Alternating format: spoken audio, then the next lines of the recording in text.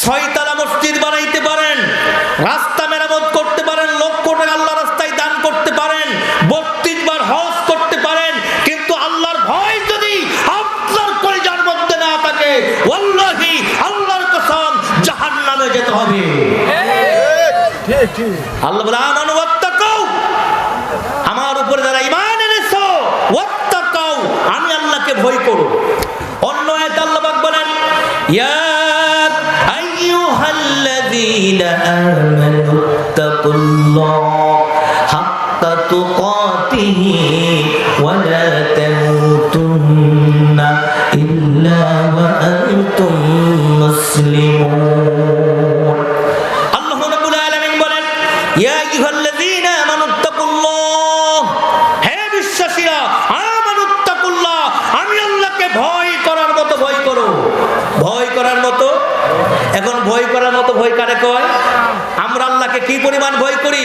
যদি আল্লাহকে ভয় করি তাহলে যেই ব্যক্তি মসজিদে প্রবেশ করে ওই ব্যক্তি মন্দিরে প্রবেশ করতে পারবে না। যেটা বলেন ঠিক কিনা? তুমি আল্লাহকে কি ভয় করো? তুমি মসজিদেও প্রবেশ করো, তুমি মন্দিরেও প্রবেশ করো। যেটা বলেন ঠিক কিনা? যে বিজ্ঞানের আবিষ্কার অনেক বেড়েছে, কিন্তু বিজ্ঞানময় কোরআনকে আজও পর্যন্ত বিজ্ঞান কোরআনের ধারে কাছেও আসতে পারে। বলে ঠিক না? ১,৫০০ বছর পরে আল্লাহ সুবহানাহু ওয়া তাআলা একটা মহামারী দিলেন, যে মহামারীর নাম আমাদের মুখে মুখস্থ হয়ে গেছে আজকে প্রায় ১০ মাসের ঊর্ধ্বে। ঠিক না? নাম কি? করোনা। এই মহামারী করোনা, কোভিড-19, এই কোভিড-19 তাম পৃথিবী জুড়ে ছড়ায়। সারা পৃথিবীর বিজ্ঞানীরা, দার্শনিকরা এর মেডিসিন, এর প্রতিষেধক এগুলো আবিষ্কার করতে তারা ব্যর্থ হয়েছে। ঠিক না? আজ পর্যন্ত কেউ বলতে পারছে না যে আমার এই মেডিসিনের মাধ্যমে, আমার এই ঔষধের মাধ্যমে মহামারী করোনা থেকে মানুষ মুক্তি পাবে, পরিত্রাণ লাভ করবে। পেরেছে? এই মহামারী করোনা আল্লাহ পাক তার জমিনে পাঠিয়েছেন তার বান্দাদেরকে শাস্তি করার জন্য, কানে ধরে বোঝানোর জন্য। ঠিক না? তবে আমরা গত মার্চ মাস থেকে 2020 সালের মার্চ মাস থেকে শুরু করে এই পর্যন্ত বিভিন্ন পত্রিকার রিপোর্ট অনুযায়ী আমরা জানতে পারতেছি, দেখতে পাচ্ছি, শুনতে পাচ্ছি মহামারী করোনায় আমাদের বাংলাদেশে, অন্যান্য দেশে অসংখ্য মানুষ মারা গেছে। অন্যান্য দেশের তুলনায় আমাদের বাংলাদেশে অনেক লোক কম মৃত্যুবরণ করেছে। এর কারণ কি? এর কারণ হচ্ছে বাংলাদেশে আল্লাহর কোরআন সবচাইতে বেশি পড়া হয়। বলেন ঠিক না? বাংলাদেশে আল্লাহর কোরআন সবচাইতে বেশি পড়া হয়। বাংলাদেশে প্রায় 3.5 লক্ষ মসজিদে দৈনিক 5 ওয়াক্ত নামাজ হয়। ডোনাল্ড ট্রাম্প আল্লাহ বলতে কিছু নেই, কিন্তু মহামারী করোনায় শিক্ষা দিচ্ছে। ও বলতে বাধ্য হয়েছে যে উপরে আল্লাহ বলতে একজন আছেন। ঠিক না?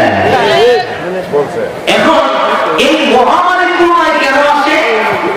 এর কারণ দেখেন, আল্লাহ রাব্বুল আলামিন বলেন যাহারাল ফাসাদু ফিল বাররি ওয়াল বাহরি বিমা কাসাবাত আইদিন নাস।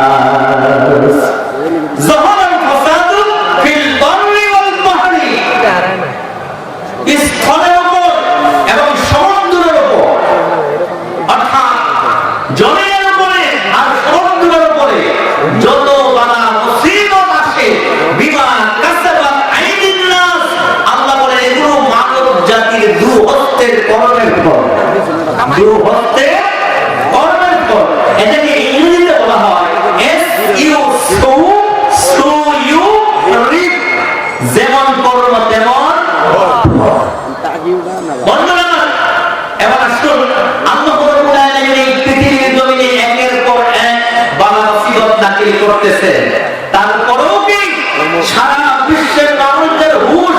ফিরে এসেছে?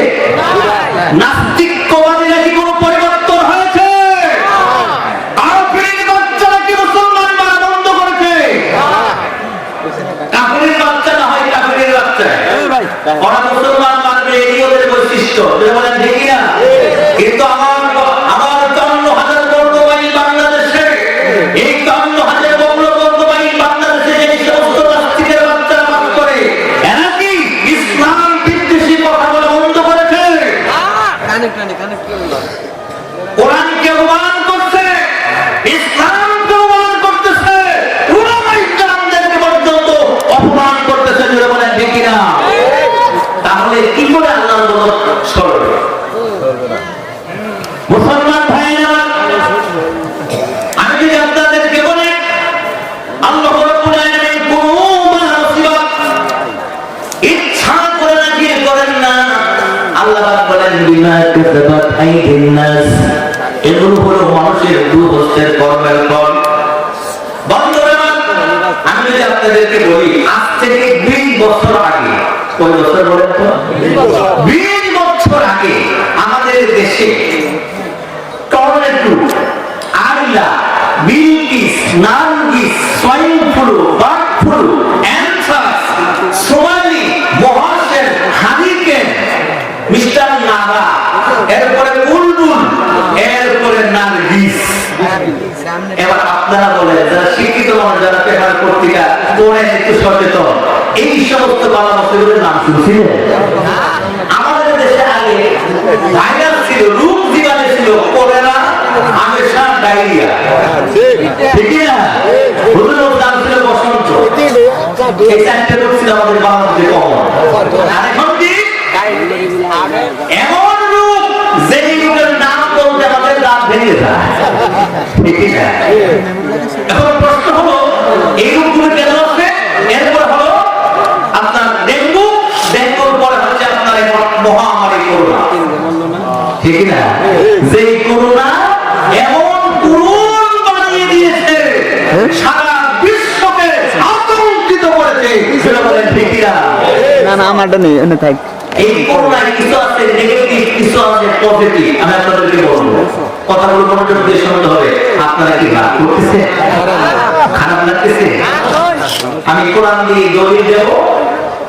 এই কোরআন দিয়ে হলে কোরআন তাবলীগ পুরো লাইভ। কোরআন হচ্ছে পূর্ণাঙ্গ জীবন ব্যবস্থা। এমন কোনো বিষয় নাই, এমন কোনো সমস্যা নাই যেই সমস্যার সমাধান এই কোরআনের ভিতরে নাই। যেটা বলেন ঠিক না? এই জন্য আমাদের স্লোগান হলো, আমাদের বক্তব্য হলো, যত সমস্যার সমাধান দিতে পারে লেকতওয়ালি জন্টু মন্টু স্ক্রু বল্টু, তোমরা সমাধান দিতে পারবে না, ঠিক না?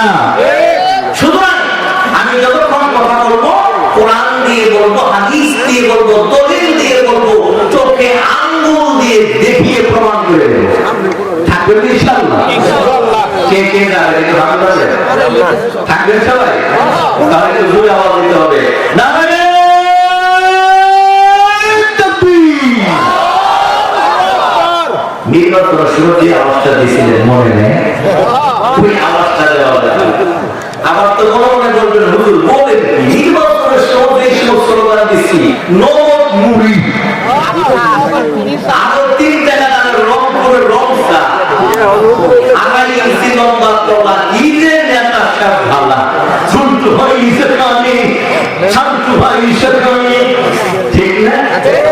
শান্তু ভাই চরিত্র কোরের মতো পবিত্র, নামাজ পড়ে না এক ওয়াক্ত, বান্নারা মারার কেসের আসামি তাও তৈরি করতে 40 জন, ঠিক না? এদের চেহারা দেখলে আমার বমি আসে, লজ্জা।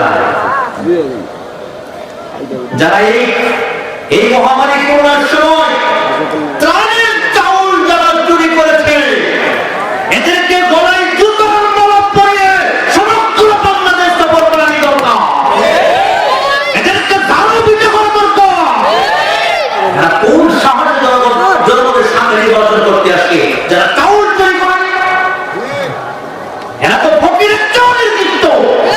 আপনারা জানেন এই নানিতে বাড়ি একজন ফকির, নানিতে বাড়ি ভালো করে নানিতে বলেন একজন ফকির, থাকার মতো ঘর নাই, ছোট্ট একটা কুড়ে ঘর।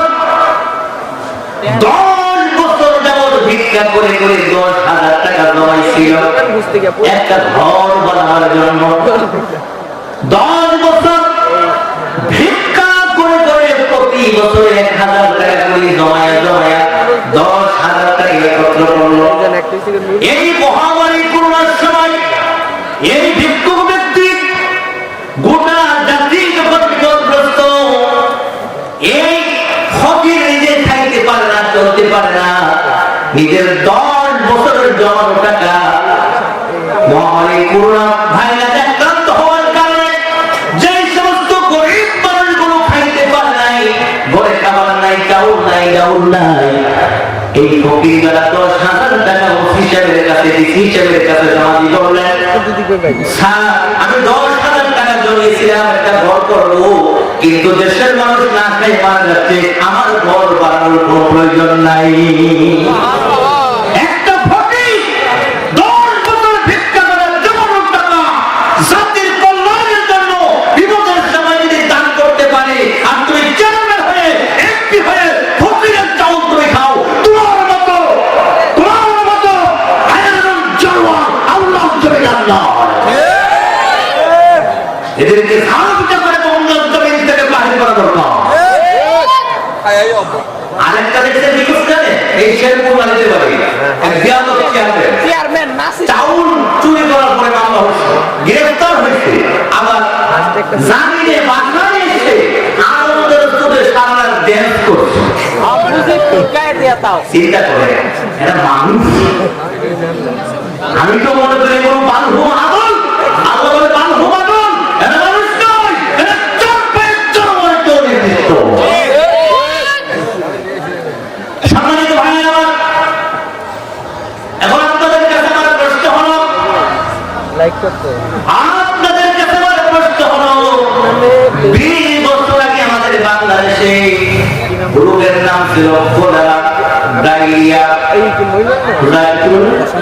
বসন্ত, পাতলা পায়খানা ইত্যাদি এগুলোর রোগ নাম ছিল। কিন্তু আজ এই সমস্ত রোগের নামগুলো আমাদের মুখে কম আসে, কিন্তু এমন এমন রোগ, এমন এমন ভাইরাস আমাদের দেশে নাজিল হয়, এই ভাইরাসের নামগুলো আমরা আগে কখনো শুনি নাই, ঠিক কিনা? কেন হয়? কারণটা কি?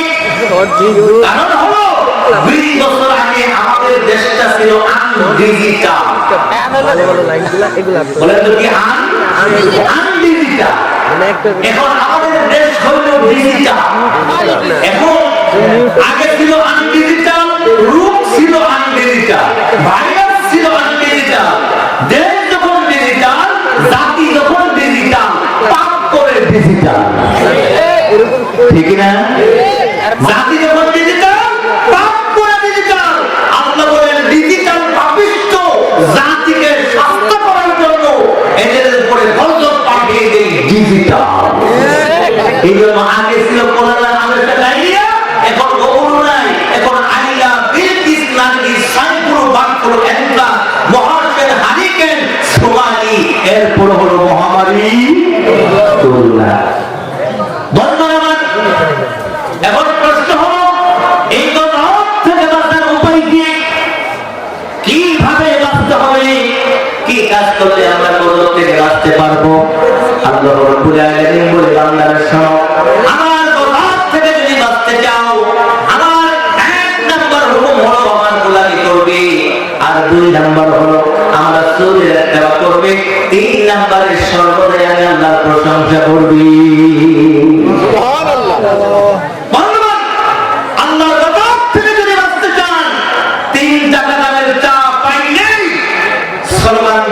ঝন্টু ভাই যেখানে, শান্তু ভাই সেখানে, আজকে ঝন্টু ভাইয়ের জন্য আল্লাহর জন্য আল্লাহর কোরআনের কথা বলা যায় না, বলেন ঠিক কিনা?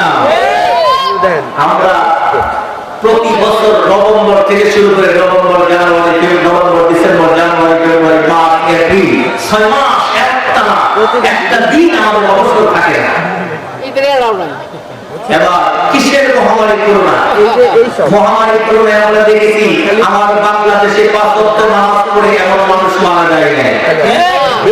এই টেস্টের ভিতরে এই মহামারী করোনার সময় স্কুল কলেজ বন্ধ, মাদ্রাসা বন্ধ ছিল দীর্ঘ প্রায় 3-4 মাস। সরকারের সাথে আমাদের বাংলাদেশ উলামায়ে কেরাম, বড় বড় উলামায়ে কেরাম যারা আছে, কওমের বোর্ড সহ সমস্ত উলামায়ে কেরাম বাংলাদেশ সরকারের কাছে আমরা আবেদন করেছিলাম আমাদের মাদ্রাসাগুলো খুলে দেওয়া হোক। যাই হোক, আমাদের কথা শুনে আমাদের মাননীয় প্রধানমন্ত্রী মাদ্রাসা খুলে দিয়েছেন। এবং আপনারা বলেন দীর্ঘ 4-5 মাস ধরে ক্লাস চলতেছে। প্রশ্ন হলো, এখন পর্যন্ত মাদ্রাসার একটা ছাত্র করোনায় আক্রান্ত হয় নাই। যদি বলেন সুবহানাল্লাহ। বরং এই কোরআনুল কারীম তেলাওয়াত করার কারণে, যেখানে কোরআন তেলাওয়াত করা হবে, যেই মসজিদে নামাজ আদায় করা হবে, করোনার বাপের ক্ষমতা নাই মসজিদের বারান্দাও পার্টি করতে পারবে। কারণ করোনার মালিক পাঠাইছেন যিনি, তিনি তার সাথে হলো উলামায়ে কেরামের সম্পর্ক। জুড়ে বলেন ঠিক কিনা? এই করোনা তাদেরকেই ধরবে। আপনারা বলেন তো, রিক্সাওয়ালা কয়জন মরছে? ভ্যান গাড়ি ড্রাইভার মারা গেছে, মাঠে ঘাটে করে কারখানায় চাকরি করে মারা গেছে। বরং যারা একেবারে তার দেওয়ালের ভিতরে গ্লাসের মধ্যে থাকে, ওগুলোই ধরছে। ঠিক কিনা? সুতরাং গজব যিনি পাঠান, তার সাথে সম্পর্ক তৈরি করেন। গজব তো দূরের কথা, গজবের বাবাও আপনাকে স্পর্শ করতে পারবে না। মুসলমান ভাইয়েরা, এই জন্য বলতেছিলাম, আল্লাহ রাব্বুল আলামিন বলেন, যদি তোমরা গজব থেকে বাঁচতে চাও, আমি আল্লাহর প্রশংসা করো। আমার নিয়ামত যদি তোমরা বেশি বেশি পান করতে চাও, খেতে চাও, তাহলে আমার প্রশংসা করতে হবে। আল্লাহ রাব্বুল আলামিন বলেন, আমার বান্দারা যখন আমার নিয়ামত পাবে, পান করবে, ব্যবহার করবে, খাবে, আমার প্রশংসা করবে, আমি রব্বুল আলামিন আমার বান্দাদের নিয়ামত বর্ধিত করে দেব। সুবহানাল্লাহ। মুরব্বিরা বলেন তো, আজ থেকে 49 বছর আগে, কয় বছর? 49, তার মানে 1971 সাল। 1900 মুরব্বী যারা আছেন, 1971 সালে আমাদের বাংলাদেশের জনগণের সংখ্যা কত ছিল বলতে পারেন?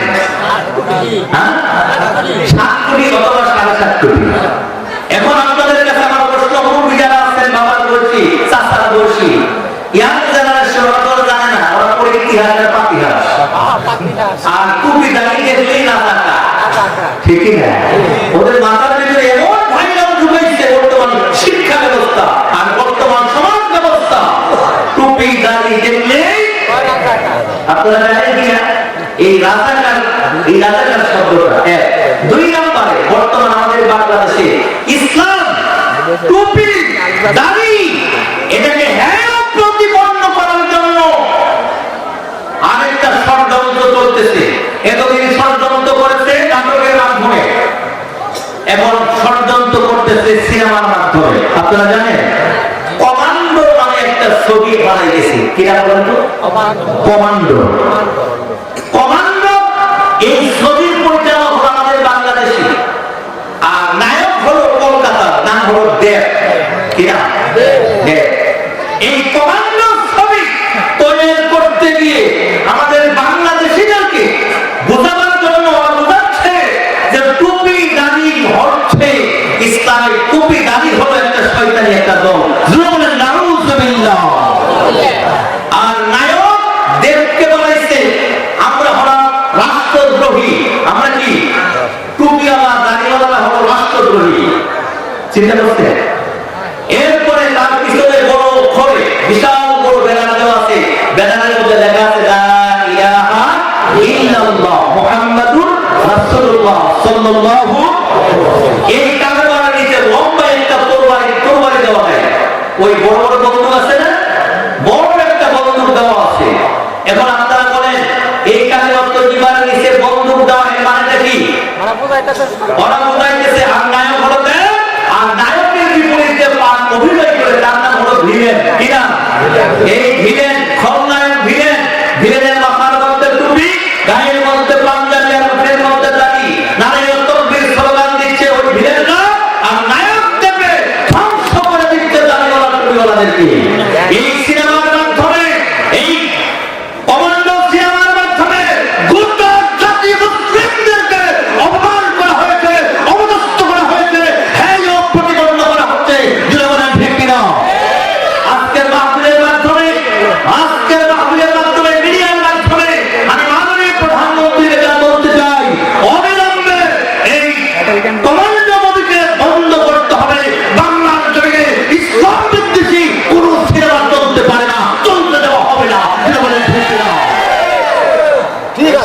উপস্থিতি। আমরা বাংলাদেশ জামায়াত ইসলামী পরিষদ, হেফাজত ইসলাম, ইমাম সমিতি থেকে, মুফাসসির পরিষদ থেকে আমরা মসজিদে এরপরে আপনার রাস্তায় দাঁড়িয়ে দাঁড়িয়ে বাসন বন্ধন করেছি।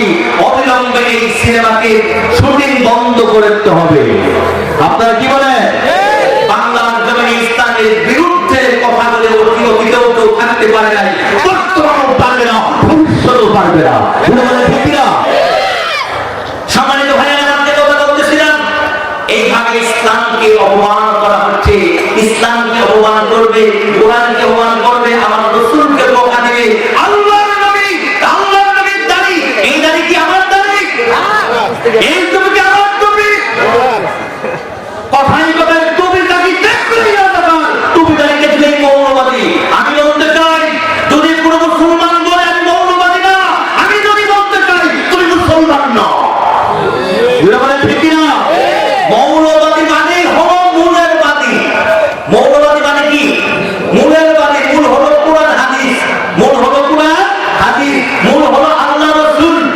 ক্ষমা কান খুলে শুনেন, কথাই কথাই যারা বলেন মৌলবাদী, যারা বলে আমি মৌলবাদী না, আমি হিসাব করবো দিয়ে দিলাম, সে মুসলমান না। কারণ মূল হলো আল্লাহ, মূল হলো রাসূল, মূল হলো কোরআন, মূল হলো হাদিস। মামলার পক্ষ বিপক্ষ থাকে দুই দল। কয় দল?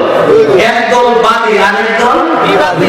আমরা হলাম আল্লাহ রাসূলের বাদী, কোরআনের বাদী, হাদিসের বাদী। তোমরা যারা আছো তোমরা হচ্ছে বিবাদী, তার মানে শয়তানের পক্ষের দল। এটা বলা ঠিক না? মৌলবাদী মানে হচ্ছে আল্লাহর পক্ষের লোক, এদেরকে বলা হয় হিজবুল্লাহ। আর যারা মৌলবাদীর বিপক্ষে তাদেরকে কোরআনের ভাষায় বলা হয় হিজবুশ শাইতান। কি বলা হয়?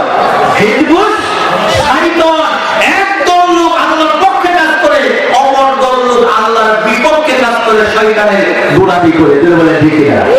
সুতরাং মৌলবাদী বলে আমাদেরকে ছোট করা যাবে না, বরং মৌলবাদীরা হচ্ছে আল্লাহর দলের লোক। আপনারা কি আল্লাহর দলের লোক না শয়তানের দলের?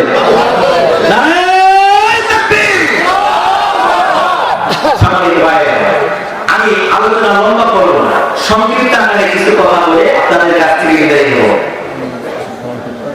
আপনারা বলুন তো, ইনশাআল্লাহ আছেন তো? ঘন্টা খাই আলোচনা করে থাকবেন তো?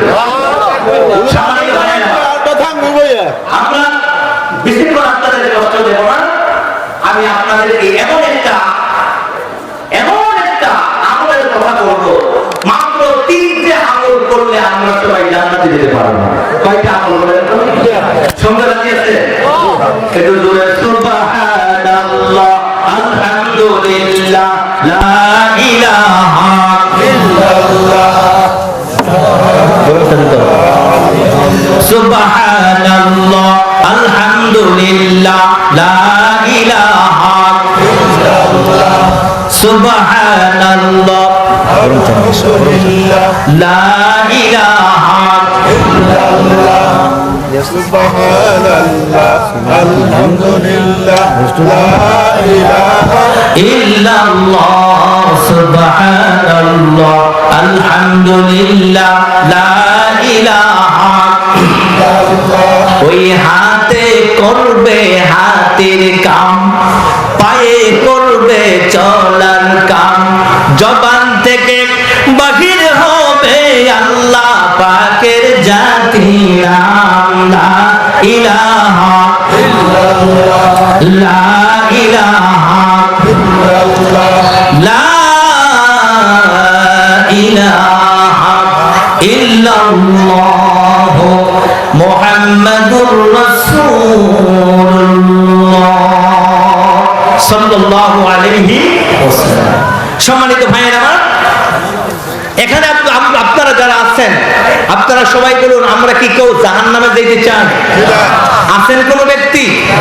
তাহলে তো আমরা সবাই জান্নাতে যেতে চাই। কি বলেন ঠিক না? জান্নাতে যাইতে হলে আপনাকে আমাকে 3টে কাজ করতে হবে। বলেন তো কয়টা কাজ? জোরে বলতে হবে কয়টা? 3টে কাজ।